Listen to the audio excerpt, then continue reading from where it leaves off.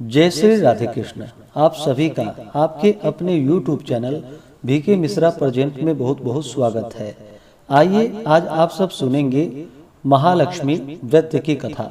महालक्ष्मी का व्रत जो कि मदरत्न स्कंद पुराण के अंतर्गत भाद्रपद मास शुक्ल पक्ष की अष्टमी तिथि से लेकर के आश्विन मास कृष्ण पक्ष की अष्टमी तक महालक्ष्मी माता का 16 दिनों तक पूजन किया जाता है। जो भी भक्त सच्ची श्रद्धा के साथ नियम और निष्ठा के साथ 16 दिनों तक महालक्ष्मी का व्रत धारण करते हैं, इस दौरान माता लक्ष्मी की पूजा अर्चना करते हैं, कथा श्रवण करते हैं, इससे माता लक्ष्मी व्यक्ति के सभी प्रकार के पाप और ताप को नष्ट करती हैं तथा इनकी कृपा से धन धान्य और सभी प्रकार के सुख संपदा की प्राप्ति होती है।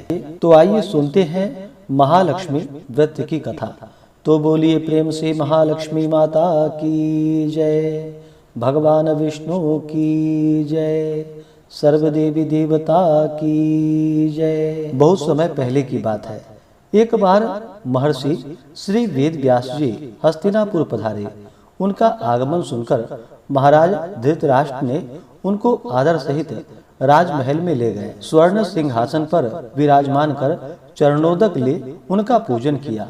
श्री व्यास जी से माता कुंती तथा गांधारी ने हाथ जोड़कर प्रश्न किया कि हे महामुने, आप त्रिकालदर्शी हैं, अतः आपसे हमारी प्रार्थना है कि आप हमको कोई ऐसा सरल व्रत तथा पूजन बतलाइए जिससे हमारा राज्य लक्ष्मी, सुख संपत्ति, पुत्र पौत्र आदि व परिवार सुखी रहे। इतना सुनकर महर्षि वेद व्यास जी कहने लगे, हम एक ऐसे व्रत का पूजन व वर्णन कहते हैं जिससे सदा लक्ष्मी जी का निवास होकर सुख समृद्धि की वृद्धि होती रहेगी। यह श्री महालक्ष्मी जी का व्रत है जिसे प्रतिवर्ष भाद्रपद मास शुक्ल पक्ष की अष्टमी से लेकर के आश्विन कृष्ण अष्टमी तक विधिवत लक्ष्मी की पूजा की जाती है। इस प्रकार कहने पर फिर प्रश्न किया कि हे महामुने, इस व्रत की विधि हमें विस्तार पूर्वक बतलाने की कृपा करे।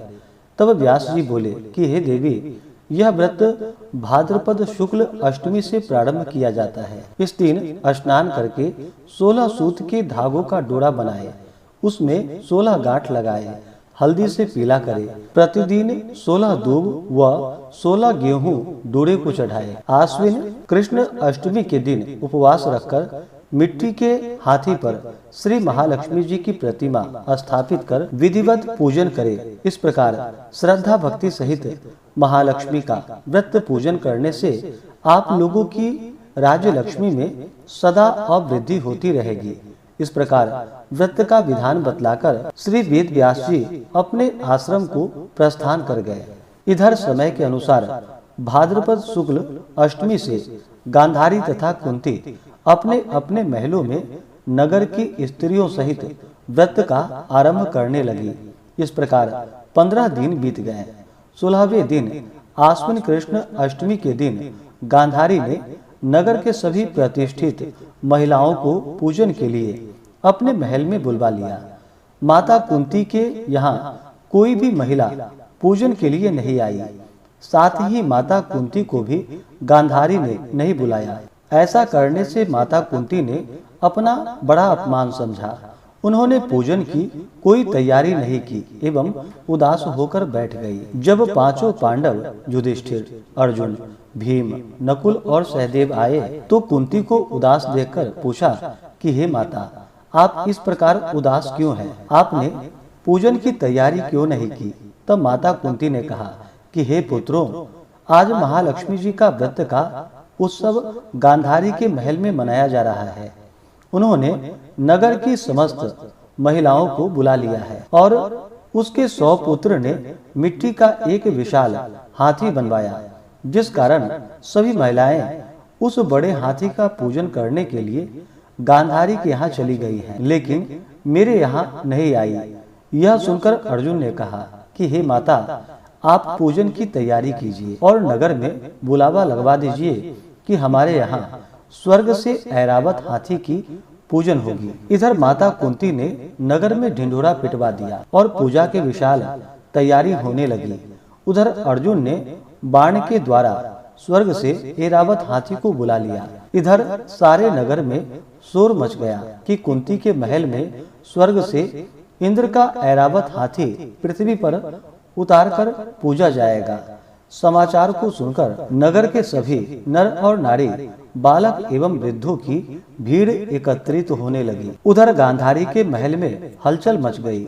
वहां एकत्र हुई सभी महिलाएं अपनी अपनी थालियां लेकर कुंती के महल की ओर जाने लगी। देखते ही देखते कुंती का सारा महल ठसाठस भर गया।